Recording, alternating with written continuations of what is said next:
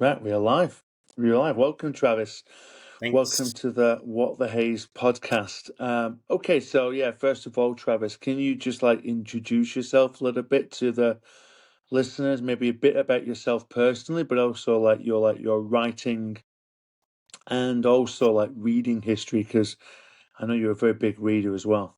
hmm Yeah, absolutely. Thank you for having me, for starters. So, my name is Travis Byram. I'm an English and a psychology teacher in Turkey. I'm in Izmir, Turkey. So, that's Western Turkey. Uh, we work together in China. I've also taught in China, Thailand, and Qatar. So, I've been teaching internationally for going on like 12 years now, but some of that was broken up with going back to the US to get my master's. I actually decided when I was in Thailand, I loved it because that's where I kind of caught the travel bug when I was like 24, 23 years old. And I thought, if I'm going to do this, I'm going to really do it. So I went back to the US for 6 years and got my master's degree. And then I went to China. And then that's, of course, where we met. Yeah. What about your writing, like history today? Like what kind of things do you write about? Okay, that's a great question. So I do different types of writing, and just like I do different types of reading. So that's kind of where it is for me. So I kind of have to differentiate. I kind of have to like relax and let my juices flow to do fiction. And then from that place, I'm able to produce a lot of fiction. Because I've been following your podcast, of course, every single one, and I agree with a lot of your advice. So I have to force myself to do the writing because if I don't set the time for it every day, it's easily lost. I'm a pretty avid reader though. That's mostly what I do in my free time is read. So back to the differentiating in the writing. So if I'm writing like academic writing or if I'm writing like essay type stuff because I have to do and teach a lot of that, so I kind of like keep myself fresh. That's a different kind of mode for me than fiction writing. I kind of have to get into like the shell. But sometimes I like to just write and just whatever happens happens. If I write about something I'm interested in, maybe it could become an essay, maybe it become a paper, maybe it could be something I look into research or fiction or a combination of those. So I think the cycle, the doing it is what's really important. But yeah, it very much depends on me because I do different types of writing, just like I do different types of reading. Yeah, I mean, you mentioned about, writing, I don't know if it's every day or at least Yeah, keeping a certain schedule, for yeah. writing. How often would you do it? Do you do it how many, how long a day, how many days a week, that kind of That's a thing? good question. It's not every day. I want it to be every day, but it's sparse. I want to say maybe it's like 5 times a week, maybe six if I'm lucky. Um, I just try to set aside the time. I like to do the morning. Like I'm like Hemingway. I started doing a journal, which I know we'll talk about that a little bit later. Just kind of like a free writing of anything, but I also try to keep separate like writings of ideas I have that I can incorporate it in writing, especially fiction, because those don't come to me as much as they do. They're more kind of like, oh, I like this, and I've killed myself for but not being able to remember like some great ideas I had, even like really beautiful sounding sentences. Sometimes I'll just write it down, and then I was like, well, what connection did they have? And then and it'll come back to me, and I'm able to write a lot. As far as amount goes, that's all up in the air. It's as much as I have time for. Sometimes it's 300 words, sometimes it's 3,000. Like I'm able, if I can really get in the zone, I can write quite a lot, but that's not always the case. And sometimes, I think it's a formation of the habit. Like anything is a habit. Like reading for me is a habit. So if you start it, you want to do it. Does that make sense? Like I get into it more. I'm like, oh, and I kind of had a resurgence back a while because like I had the summer break. I was like, oh, I could do this, but I wasn't doing a lot of writing. So I contacted another writer friend back in the States because he has this spreadsheet for like publications because he's an avid writer, but he's only been published I think 2 or 3 times. But he runs his own magazine. He's just like you. He's never had a novel published. I think he's published one short story. So I got in contact with this gentleman. It's like, can you send me this spreadsheet of yours? And he did. And I still kind of like toggle with that. And he'll every once in a while he'll send me something of like a contest or something or this and that, or like looking for this kind of writing, looking for this kind of writing. Because the other thing is like being familiar with the types of writing is like I couldn't classify him as a writer, just like I can't classify me as a writer.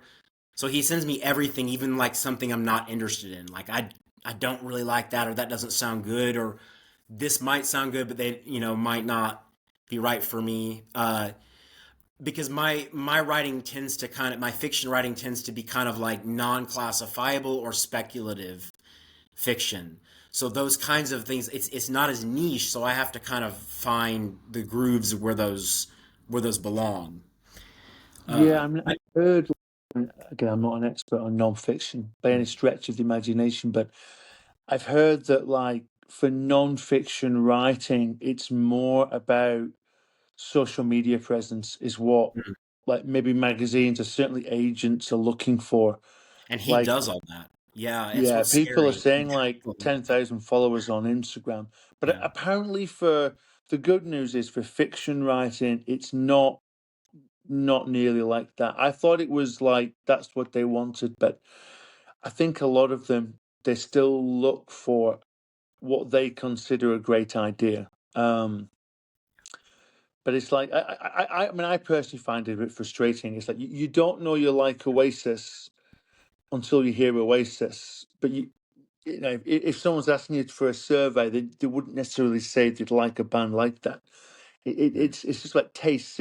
Yeah. It's like an agent a long time ago said to me, "Oh, I really like your work, but kids don't want to read about sci-fi and aliens." And I was just like, Yeah, "Man, that's I remember you saying that. That's like yeah, the worst possible excuse. I mean, I would have rather them tell you like you're rubbish or something like that because that doesn't make any sense. Because like yeah." I how mean, does he know what they want, other than like market research, I'm sure, things like that. But like why would kids not want to read about sci-fi adventures? I mean, that's just ridiculous. yeah, I think what it was at the time was I think it was like when like John Green was like at his height, and like a lot of the books being published were kind of like soppy young adult stories where two kids have got cancer, they fall in love, and I don't think there was any young adult children's middle grade, whatever you want to call it, because I think I do tend to think it's all interconnected, and I think Yeah. I don't necessarily think that middle grade and young adult and children's are all separate. They're not, Well, and just like it's new adult isn't either. you brought up like no one says they want to hear Oasis until they hear Oasis, or the Beatles for that matter, or the Kinks. It's the Yeah. same, I think, with this because I was watching a lot of like music documentaries recently, and they don't just because like the industry knows or thinks they know what something's going to happen doesn't mean it actually will. They really don't have any idea. That's the same with publishing. It's the same uh, analogy. Like they might say like, "Oh, kids don't want to read about space," but they really don't know unless they try. That's the thing is they don't. They're just making assumptions based on X, Y, and Z, whatever It's so that's really kind of short sighted, I think, and it's the same with music. But the good news is nowadays the music industry doesn't have this hold that they did anymore. So I think that maybe the future, maybe that will happen for writers. It already kind of has started. They got blogs, and I'm sure some books have been published retroactively after self-publishing. I'm sure I don't know the numbers, but quite a lot of them. I mean, some And horrible ones have, I'm sure. But I know uh, The mm, Martian was yeah, independently published first of yes, all. yes, sure, Um, and I don't know how many it sold, but then it got traditionally yeah, published. There are a few. There are some agents that won't touch an author that's independently published, and then there's sure, agents that are like, "Yeah, please tell me all about it. We love to hear yeah, about that." So it's hard to gauge really.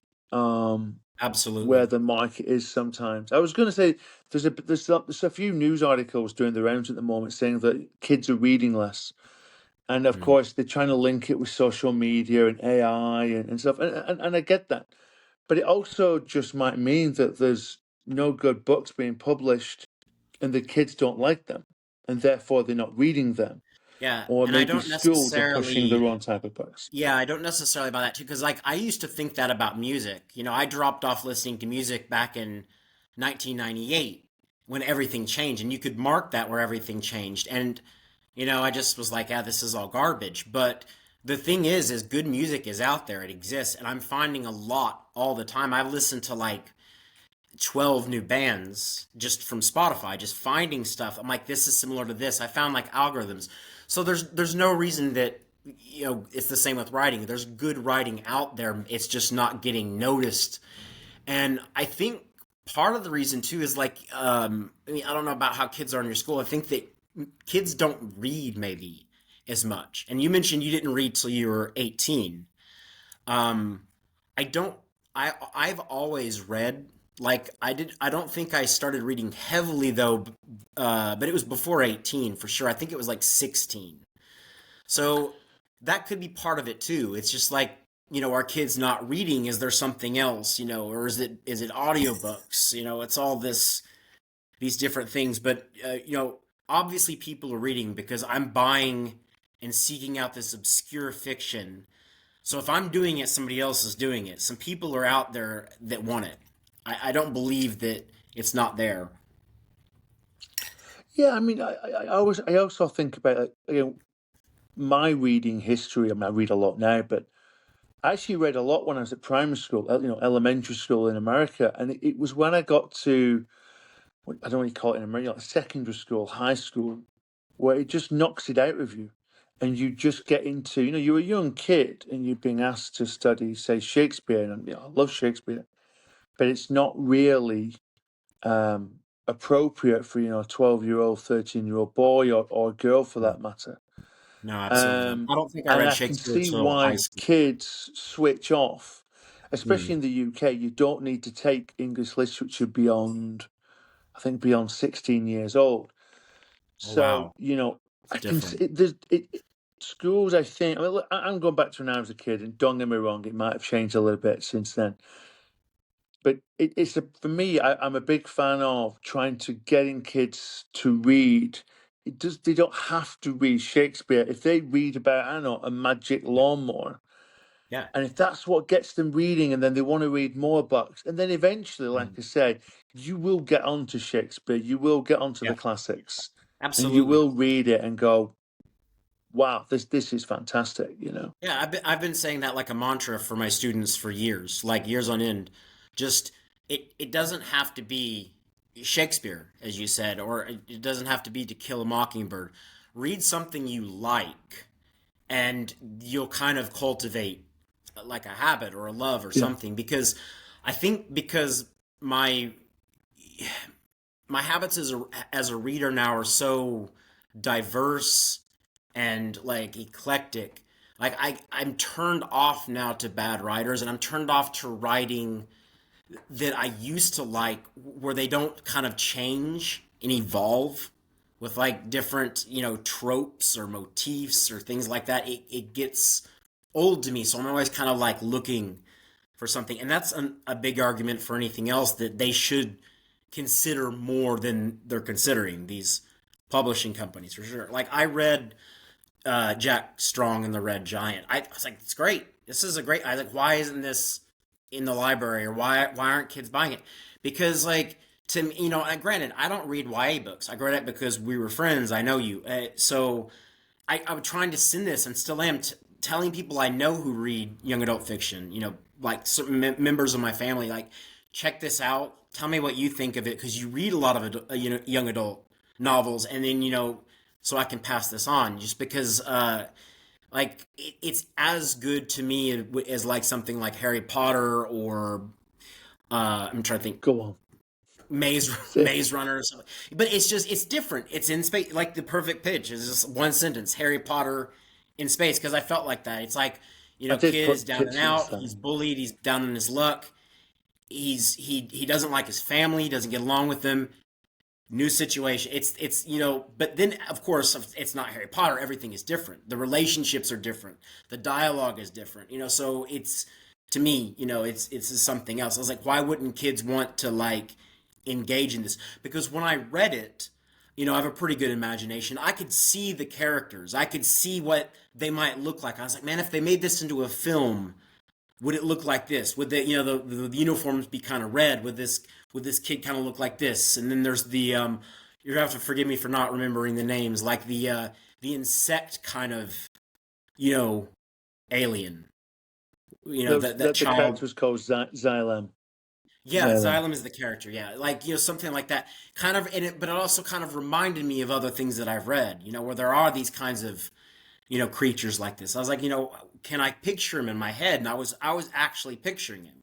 I mean, to me, that's the mark of good writing. So for the fact that they're not publishing it, I wonder if they even read, or like if they read like a couple of chapters and then they're like, okay, I get the gist. And then, because I think that's also short-sighted. Like they should look in, like read, think about it, go back, read again, think about it, go back, read again. They don't have to read it cover to cover and be like, okay, here's my synopsis. But they need to give you something, that not just like, oh, kids don't want to read about kids in space. That's ridiculous. Yeah, I've never. I mean, I try to write books that I would like to read, at least for young adult. Yeah. Well, one of the things I mean, you mentioned the Maze Runner, and I was talking about that to some of my students. I mean, I'll be honest. I really don't think it's a good book. I like the Yeah. start, and I like the I didn't word. I read like it. the idea of the gigantic maze. I really like Yeah. that.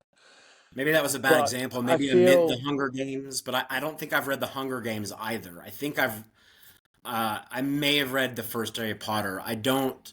Again, like I read young adult fiction when I was a young adult. There was a series called Redwall, and it was okay, fantasy, but the characters were animals, like mice, rabbits, things like that. That really drew me in. That I liked. So it's almost like maybe it's J.R. Tolkien, but for younger kids, for younger readers. And that's kind of how I sure. saw it. It's just because everyone that writes fantasy, of course, is taking from Tolkien or what is it, King Arthur, those types of things. That's like the original fantasy, and there's nothing wrong with that. And they certainly did use those elements. But as a kid, I could see the characters, I can see them talking. That to me is the mark of good young adult fiction more than anything, because a lot of what I read, it's like different things are challenging me. So it's more like an English challenge, or it's a philosophical challenge.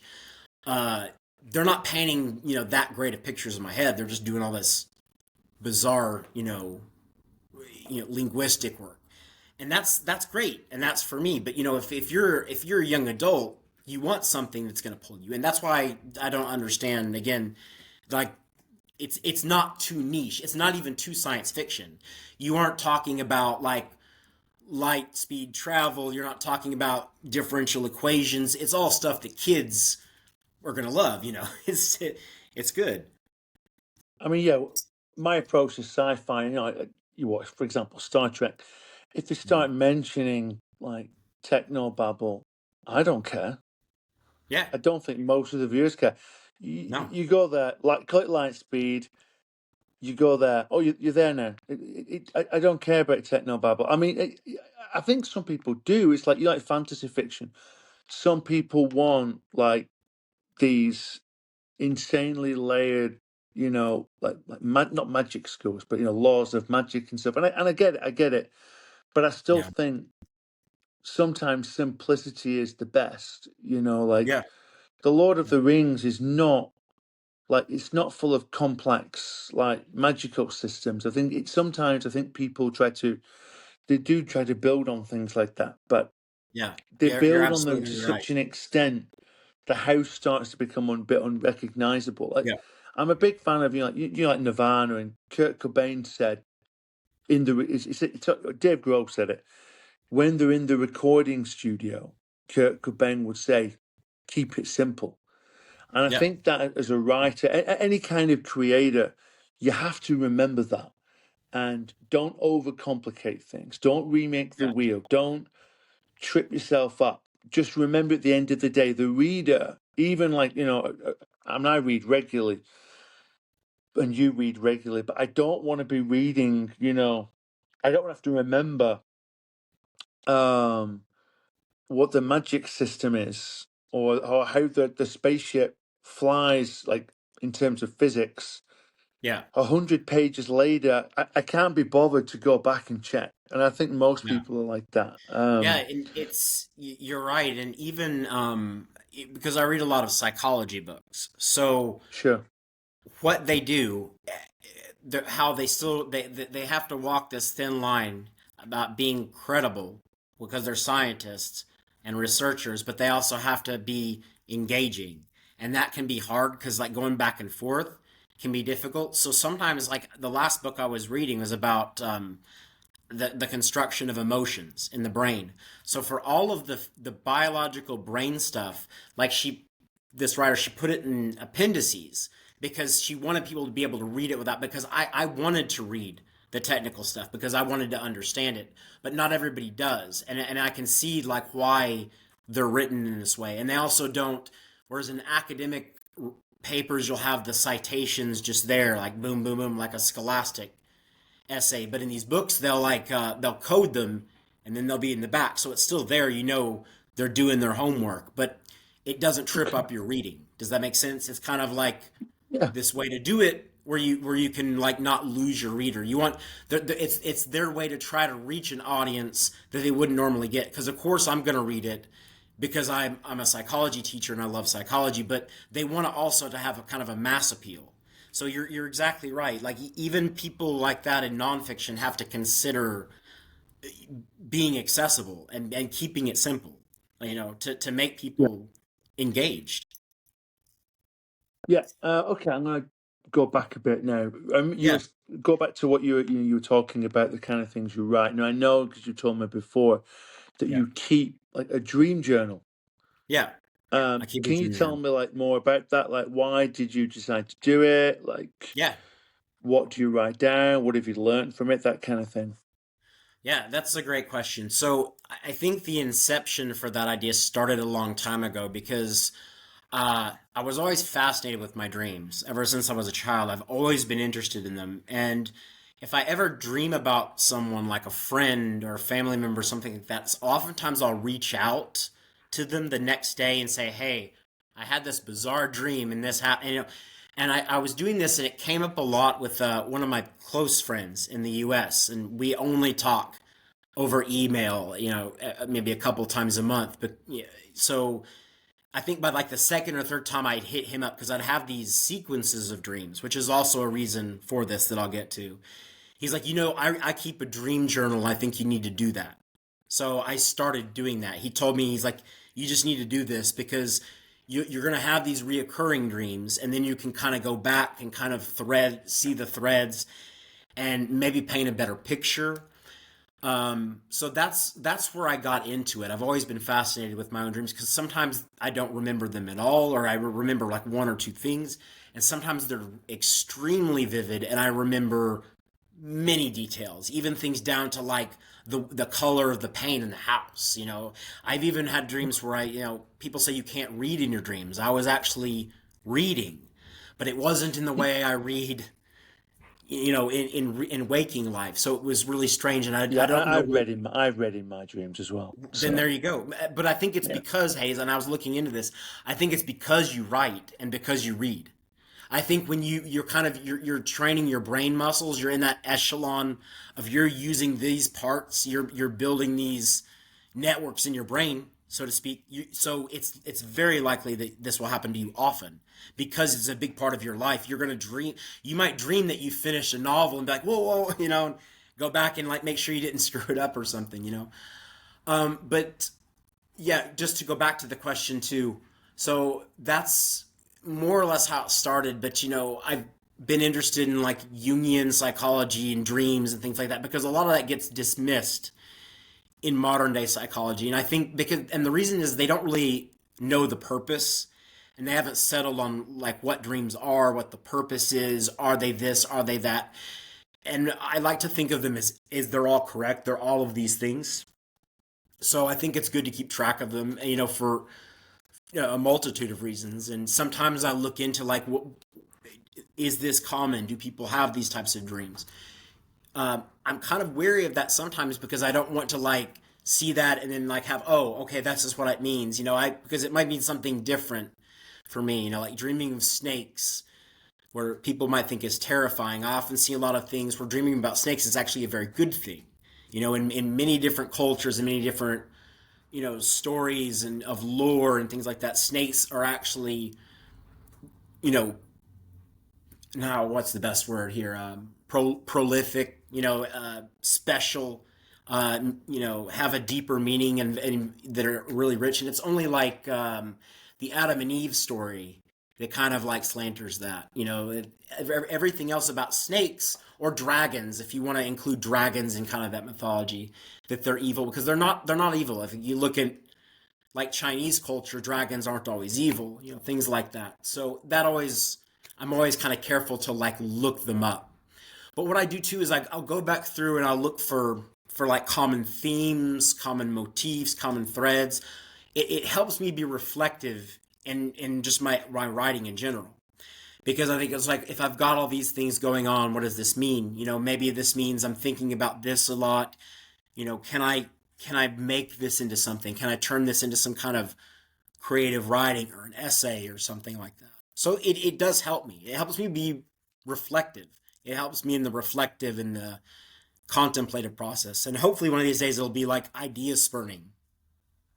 Yeah, I mean, I But get it. I mean, I've said to a few people about me doing podcasts. It actually helps. I mean, I started the idea was to do it, to kind of publicize my books a bit. But mm, actually, as I do it, it helps me to be reflective on the writing process.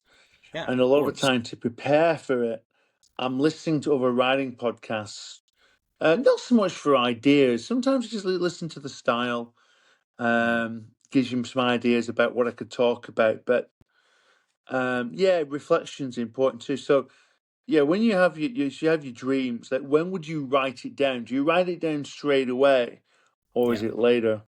Ideally straight away. There's been a couple cases where I've let it go to the end of the day, maybe because of time, but I really try to do it like in the morning Yeah. because I'm afraid of things getting lost, especially if it was really I like jarring or confusing or emotional.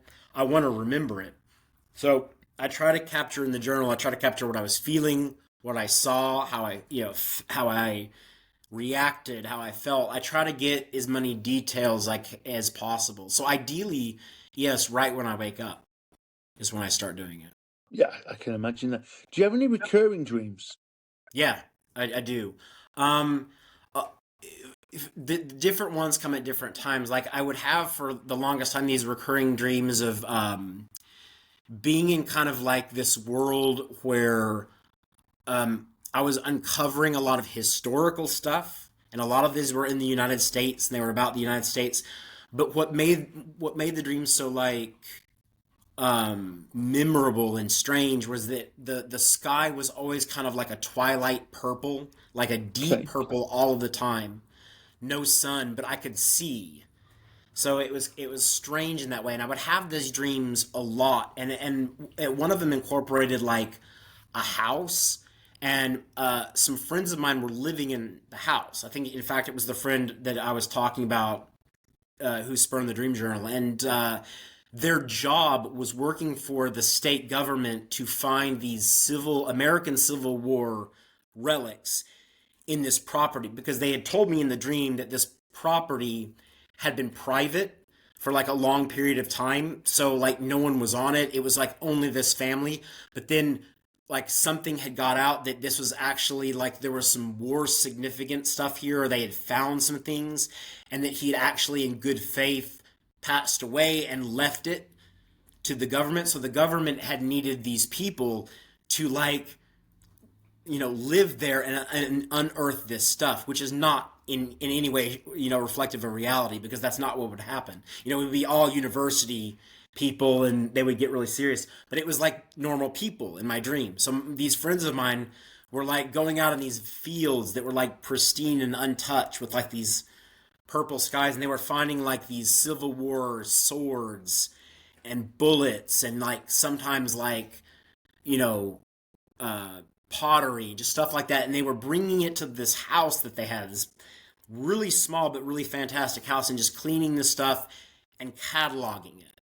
It was really, really interesting. I think that's why I like to read Haruki Murakami so much, because he writes with a lot of these dreamscapes, and it's kind of like that, where it's like, you're just reading this. This is kind of weird. This doesn't make sense. But a lot of this, I think, comes from, you know, dream catalogs, because it's something that does not make sense in our world, but makes sense here. But you're still you. You still kind of have a Mm. consciousness, if that makes sense. And I had these dreams for a while, and for a while I was even having these post-apocalyptic type dreams, like where there was some kind of event that I didn't know, like I didn't have any knowledge of what it was, but I knew that it was this, and I was trying to, like, see how people lived and survived, and you know because we get all this, like, from TV shows and movies, where it's like just gnarly and it's just survival of the fittest. But in these dreams, it's not like that. It's more like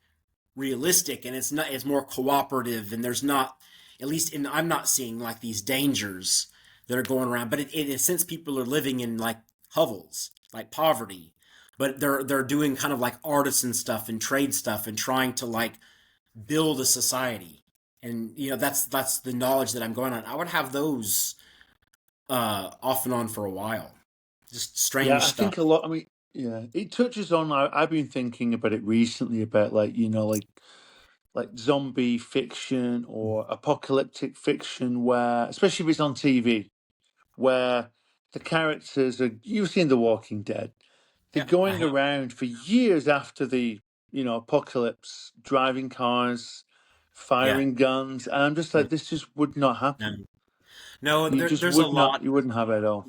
Yeah, there's a lot of contentions. Like, I think for a while I really liked The Walking Dead, and then it turned me off, because I think, again, it's writing. I think they made some bad choices. I'm okay saying that, but the the very first or second episode, they said something really profound. Like, I forget. Rick goes into, like, a nursing home, and they're still taking care of the old people, and he's like, "Why is this still going on?" And stuff. He told Rick, he's like, it's not those things you have to worry about. It's the people. And that's really, I think, the key takeaway. I think that they could have done so much more with that show, that they kind of left open ended, where, or even in the books, or or what have you. Like, it's not always going to be like that. Like, it's people that are going to be bad, and then, like, what's going to happen. And they kind of try to touch on that, but I just don't think they do a good job. It's like, because this is kind of what's in my dreamscape, is like, people are people, but you're in a place, like, okay, so what are you doing? Well, you're trying to survive, so it's not always slaughtering each other. There's this other aspect. And, it was boring. People don't want to watch that. I get that, but that's not reality. It's not. Eventually they're going to kill all the zombies, or they're going to have them under control. Then they're going to have to do something. They're going to have a government. They're going to have to do this. And it's like you said, they're not going to be driving cars, smoking cigarettes, eating canned goods. Like, those are gonna, it's all gonna go away. They're gonna have to do Yeah, something pretty else. quickly. Yeah, I was. I mean, don't get me wrong. Listen, I've written a zombie novel. I mean, going back, yeah, I want to say a few years.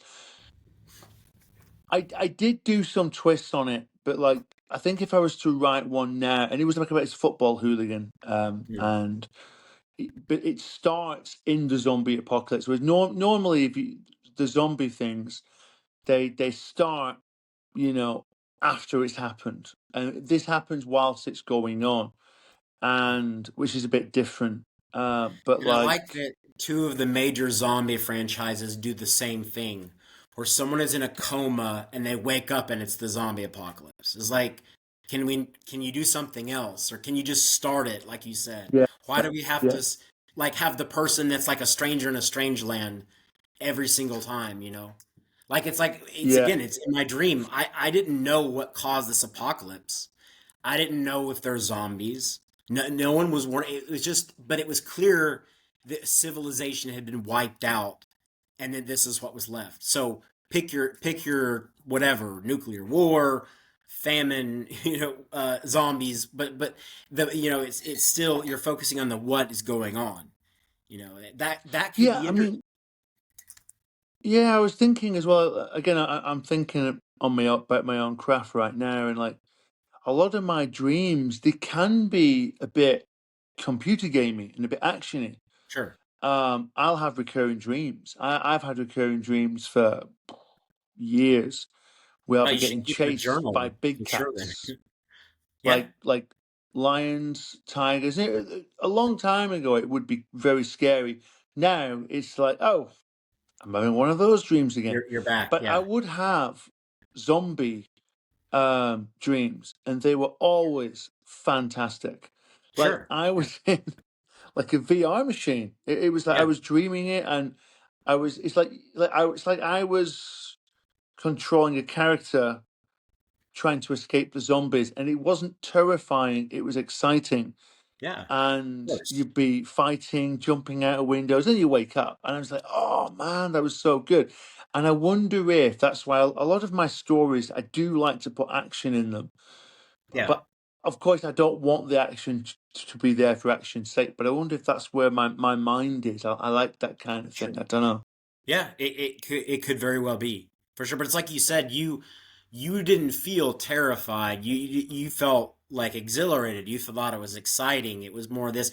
It's just when you're watching a show or a movie, you're forced into to something, or generally, or at least like a convention of how to react, how to feel. But when you're reading, I think you're triggering a lot more of your imagination. Well, this would make me like feel like this or like this, or what would I do in this situation? I think you're just more active in your mind in general. I think that's why these days I like to read more than watching stuff, and I do watch things. It's just lately I haven't. I've been more drawn to books. Like I read like 12 novels over the summer, and then in Wow. counting today, I don't even know how many more. It's just insane. Like I just devour books, and I'm getting to where I can read them faster, and I'm getting to where I'm craving certain types of writing. Yeah. I mean, yeah, for me, yeah, like reading, I need to read more on holidays. It's something I'm Mhm. committing myself to. Like sometimes I get to holidays, I know maybe I read like one or two over the summer, that's not enough. You mentioned about not watching like maybe it's movies or TV anymore. I'm the same. Hmm. I used to even read a lot of news and always follow the news, especially international politics and stuff. Yeah, I've just switched right off it, and I find these days you have to. I just I've got a very young family, and I'm just Yeah. any spare time I have, I just want to read. Before I've been speaking to you, I've just been reading some Dickens, like reading some few of his Yeah, chapters. I know that you mentioned that in the I that is one of my favorite novels. Like I don't have a favorite novel, but that's certainly my favorite by Dickens is David Copperfield. That's by far I would argue his best work by all pillars. Like is it a perfect novel? No, not by a long shot. Is it really long and descriptive? Yes, but I love it. Like I don't know. It's hard to describe. It's something written that long ago too. What was it? Yeah, 17 what? yeah. Uh, 1850, I think. It's I'm around. sorry. I think it's in the 1850s. It was Okay. published. Yeah, I'm in 1850. Sorry. I don't know why. Maybe 17th century. So 1850. Yeah, and I know that that was also Sigmund Freud and someone else's favorite novel, like another thinker. Interesting. It is because like I think that and that's a I don't know if you've mentioned this in the podcast, but like could something like that be written today and someone reads it and goes, "This is brilliant," and publish it? I don't think so either. But No, why? no. But like I love it. So, but why are people still reading it? People will still rediscover this book. It's the same with like the Brothers Karamazov is another book I love. That's a classic. It's old, but it's so good. I just don't see. But there's no way that someone could write something like that and be published at this day and age. It just wouldn't happen. Um, because a lot of the things in David Copperfield as well are some of the things are not believable, and I don't think that they're supposed to be. Like the fact that he's always running into Mr. Macabre, right? Like, is he really going to do that? Like Dickens was kind of obsessed with this serendipity fate type of thing, like people crossing in and out of your lives. And I think that's a good thing. And I think that there's truism to that because that's happened to me. And I think there's a kind of a magic in it. And I don't think it's Dickens's intention to be hokey with it. It's like to make you think of those things in your own life. Does that make sense? Because it's not believable that that would happen. And I don't think he intends it to be that way necessarily, I think right? for me, I mean, for the novel, that didn't really. And you mentioned it. I hadn't really thought about it when I'm reading it. I've not really. Sure. Oh, he's met I this guy know. again. I think the thing for me is what's his Mr. Macabre, and Yeah. he's or Macabre. I don't know how it's pronounced properly, Yeah, but you're the British one. he's. I wouldn't know either. Yeah. I'm not sure. I'm not sure too, because I've always no thought it one's was called that macabre. anymore. It's a made up name. I think a lot of his things Yeah. are made up, but then they kind of have a significance. Someone told me that his stepfather was Murdstone, so it was a combination of murder and Oh, stone okay. because he's cruel. And I was like, okay, that makes sense. But like, then what's macabre? Because he's macabre, because he's kind of like bizarre and you can't figure him out. Maybe that's it. I don't know. Yeah, he's an interesting character because the other thing wasn't sure about it was like David Copperfield likes him Yeah, and he stays does. with him, even though this guy, like, for anyone that hasn't read the book, he always owes lots of money to people. And Yeah, in our lives, people like that are bad news, they are. and I don't think they would be as nice as that guy is made out to No. be. I think they'd just Um, take your don't money, to most be honest. scholars think though that that's because that he was supposed to kind of be partly Dickens's father? Because wasn't Dickens' father in trouble for debts back then and was in debtor's No idea. prison? I think that maybe it's kind of like he wanted to like him because of certain aspects and things like that, but he was a deadbeat. So there might be some parts of Dickens's father in that. I'm not sure. I hope your other listeners don't attack me for that, but I've heard that before that his father was in debt trouble at different times, and I've that no Dickens idea. had to work. I can't remember. I don't Mm. really know much about Dickens' life. I should, read Okay, it on Wikipedia yeah, or something. I honestly, I know this book is supposed to be somewhat biographical, sure. autobiographical a bit. So That's there are why I looked supposed to be into it. links I to think his life. because there I mean, were links to his life, but then not. Like I think that you could say the same thing because I think he was forced to work at one time, maybe for the debt reason. I'm not sure, and that was why he wrote Oliver Twist because he kind of empathized with these kids that didn't have parents, but then he kind of felt like he was an orphan and abandoned. I don't know, and it's the same. I've heard that because the love story is kind of crossed with his own. Like I think he did fall in love with someone like his boss's daughter, and she moved her away, or he moved her away so he couldn't have contact, and that might have been part of the love parts of David Copperfield. I'm not sure, but it's something like that is interwoven. yeah, it's an interesting novel in the sense that, like, and I read a lot of George Orwell as well. Yeah, And it kind of goes back to what I'm saying about writing when you write books. It doesn't matter what genre you're writing, it doesn't. yeah, I think your book has to be about something. And if sure, you read David Copperfield, I mean, it's a savage, criticism of the upper classes in the absolutely, UK.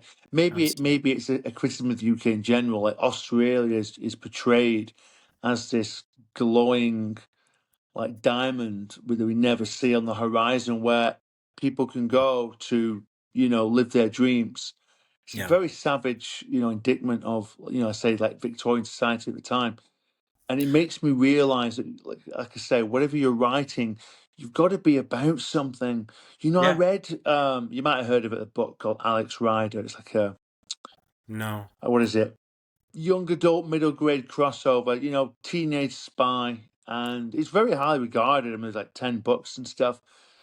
But I was just like, not for me. It's just not Mm. about anything. It's just action and a character that's just been cut out of a comic book. A 14-year-old kid with no self-esteem issues. I find that boring, to be honest. Mm. And this is like my approach to writing It's is it's like unrelatable you in a sense yeah, it's because unrelatable, and I think Yeah, it relies on, if kids like that book, it relies on their ignorance, and I don't absolutely. agree with that. Right. I Well, it's think like, you know, no, he's like, you kind of, remember when you were 14 or 15, and how you felt and how maybe you treated us other world. But then you look at these, these kids in your class that were maybe like the beautiful ones or the popular ones or the ones people liked. When you become an adult, you realize that they were feeling the same things. They were not yeah, this. So I think that's only something, a wisdom that can come from an adult, and it's something like that kids like don't always believe, maybe, because some parts of you stay the same when you're 14, 15, 16. You don't really feel things get better, but in a sense they very much do if you if you allow yourself wisdom, and you get, from the world, because yeah, and I think that if you, it's like you said, if you wrote this book where it's like this kid, it makes it not relatable, because even this other kid with like zero problems, he's not gonna, want to read that either. It's just, it doesn't make any sense. yeah. It was just, it's a weird. It's like, I don't know if you've read the book, or there'll be a listeners out Yeah, there will be aware of it, and it's like you got a 14-year-old kid that is working for the British Secret Service, like James Bond, and it's like, in reality, you know, he would be killed or sold into yeah, slavery. but the And react, what yeah, I want as a reader, maybe make it a bit realistic. Maybe I that's don't know. been Maybe done. Yeah, that's not an yeah, original idea, is the thing. And I get it, and they could have made it really cool, like you said, but that yeah, they would have to do that. They would have to make the person, the protagonist, or who, if I'm, because I haven't read it, in some way flawed or in some way relatable to people. Otherwise, it's just silly. And it's like you said, it's just yeah, unbelievable nonsense, because it really is kind of unbelievable. But like the same thing is like, there's a television show in the U.S. called 21 Jump Street, where like they yeah, hired young looking cops to be high school kids to infiltrate drugs. It's the same thing. I mean, eventually someone's going to kill you. I mean, you could yeah, just. yeah, I mean, I know it's not exactly the same, but would they try to get kids? Absolutely not. It's a fun premise, but to me that sounds more like a comedy. Like, it doesn't sound like a really good book. It just sounds something that's silly. yeah. It was. I read the first book 'cause it was only short, and I'd got so far in. I was like, yeah, I'll carry on finishing it. But there's one scene, and I've told a few people about this, where there's these two quad bikes chasing this 14-year-old kid through a field with flamethrowers and machine guns. And at the end of the scene, they And they don't both know. end up dead. Yeah. And he survives. And I was reading it and I was like, what needs to happen is he escaped, he could fall down a mine shaft or something. Mhm. Because that's realistic. Or he dies, but then the book's gone. But Yeah. they just like, like the horror movies where the girl Yeah. is running away from the serial killer and they fall over. Yeah. It was just Yeah. like that. Right. These motorcyclists just basically fell over and shot themselves. But Right. anyway, enough of that. What I was also going to talk to you about as well is, you're living in Turkey and you're writing. How does living in Turkey and or living abroad, because you've lived in China, you've lived in Thailand, how does Right. that affect your writing and like your mode of thought when it comes to writing? Oh, that's a good question too, and I think, you've addressed this and maybe answered this a little bit, in your other podcasts. It makes you look at the world differently, and I think that, as I had this conversation, ironically enough, with another writer, a friend of mine. He's now in Vietnam, but he is a published writer.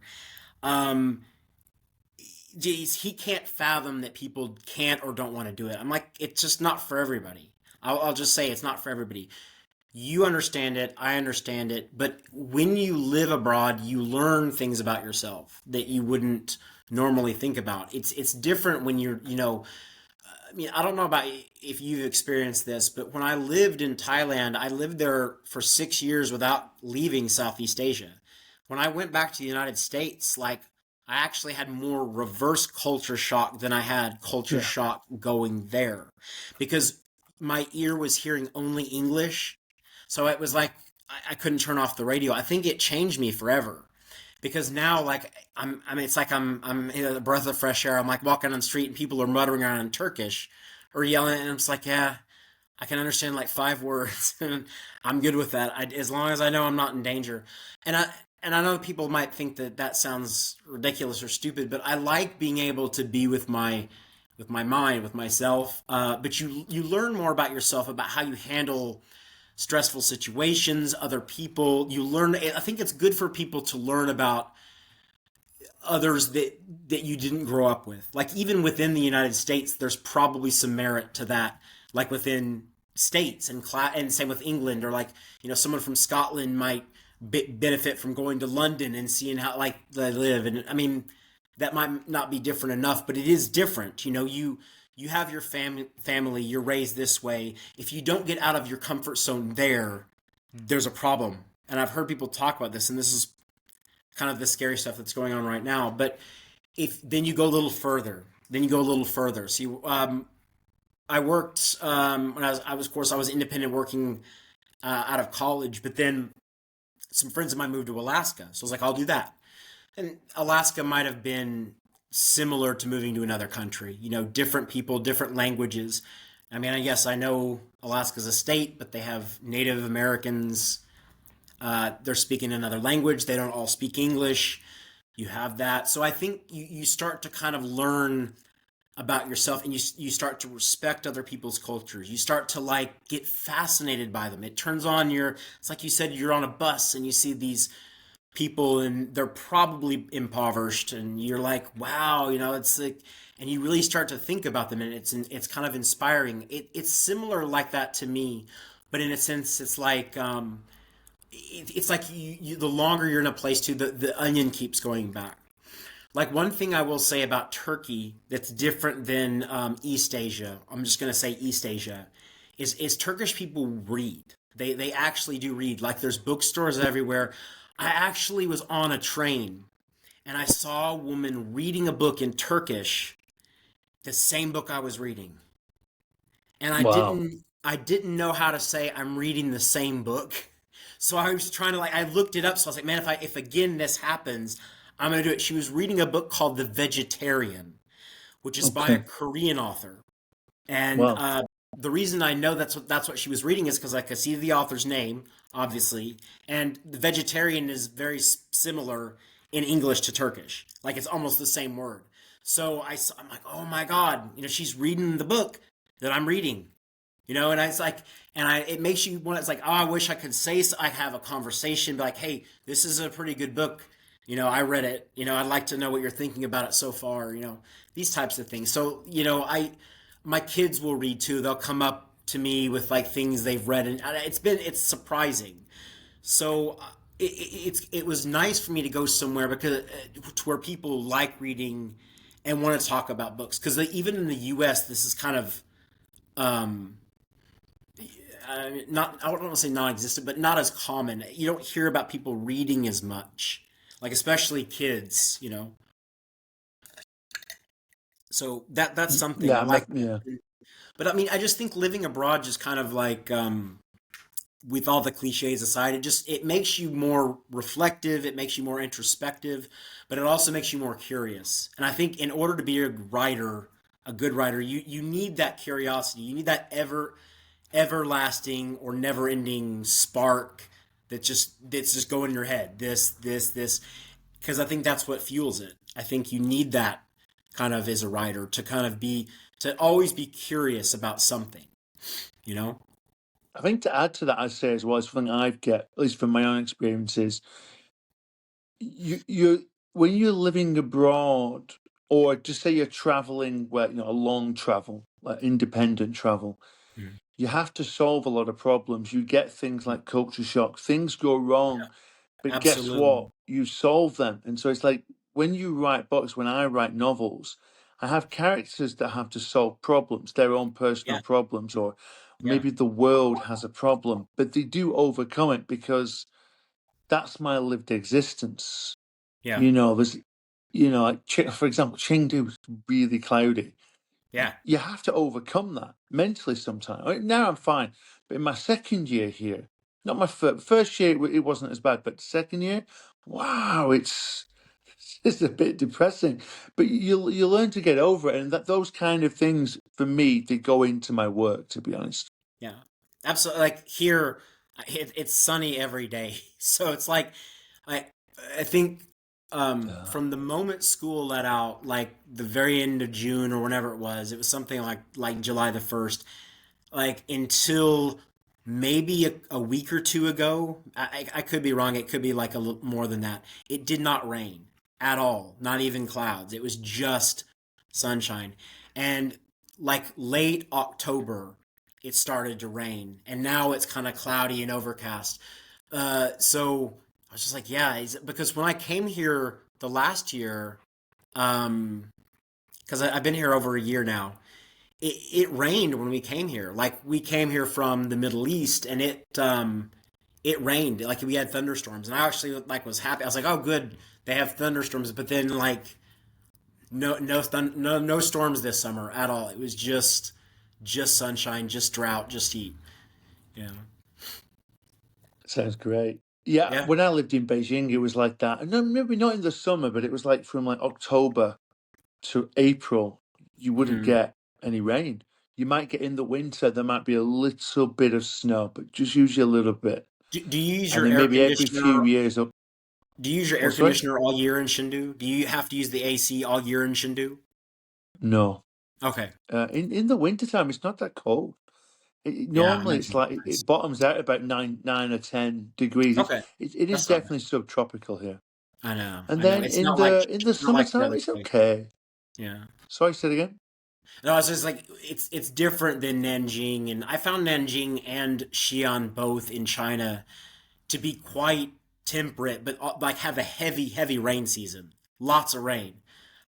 So I kind of like that, but I just if it's raining for 3 days nonstop, yeah, I've had enough. But I like it a little bit. But yeah, does it rain a lot in Chengdu? Every day. Every day, yeah. Like, like, Chinese must okay, love the rain. if it's not every day, Yeah. it's most days. Our Jeez, first year, it wasn't that bad, and maybe there was a few droughts actually, but I think that was abnormal because last that year and then is now this year the same. Rains almost every day, I maybe just think for a little bit, not necessarily torrential, but it's then very I wet. must have I think gone when I visited Chengdu. It must have been a rare year because I think I was there for like maybe 5 days, maybe a week, and I don't think it rained. It might have like looked like rain, but it didn't. I don't think it rained. No, it did. yeah, It yeah, did. that I'm might sorry. happen. I take that back. But it rained only one day, one out of five. Yeah, Yeah, yeah. Here now, recently, it's yeah, almost every day. And sometimes it can just be a little bit, but like I think really it's basically in a temperate rainforest or even a tropical sure, rainforest or like sure. it's like a swamp. And I think that's just the natural climate. And it's Hmm. also 500 meters in elevation, so it's like Hmm. maybe in the cloud layer a little bit. I don't know. Okay. I think I was going to say before we finish, Travis, like you mentioned your friend, of course, that in America, and he's giving you some advice about publishing and stuff. What I would just say to like listeners out there, it's like he's published one story, and that's it. But like some people look down, oh, you can't be experienced. But in my experience, people that have been writing for a long time that are really committed sometimes have not been successful, or maybe you should have Yeah. said not been as successful as they deserve. I got a friend in the UK. It's called Matthew Byrne. I knew him in Beijing, and his poetry is fantastic. Yeah. And like me, was just small magazines, couldn't quite get ahead. But that Hmm. doesn't mean that he's got nothing to say about poetry. Sure. Same for your friend as well. And I think that's something for everyone to think about. I think like also one of my ideas is like Stephen King. He wrote his book on writing in I think it was 2002. But I would have loved him to have written the book or a book on writing in 1975. Sure. because then it would be more raw, more punky in a way. But Right. that's what most people are like. You know. But yeah, I think we can end it there, Travis. Okay. Okay. But yeah, thanks very much. It's been a delight talking to you. I think we can do this again in the future. Yeah. Thanks for having me. I enjoyed it. Okay. Enjoy the weather. It sounds amazing. All right. You too, man. Okay.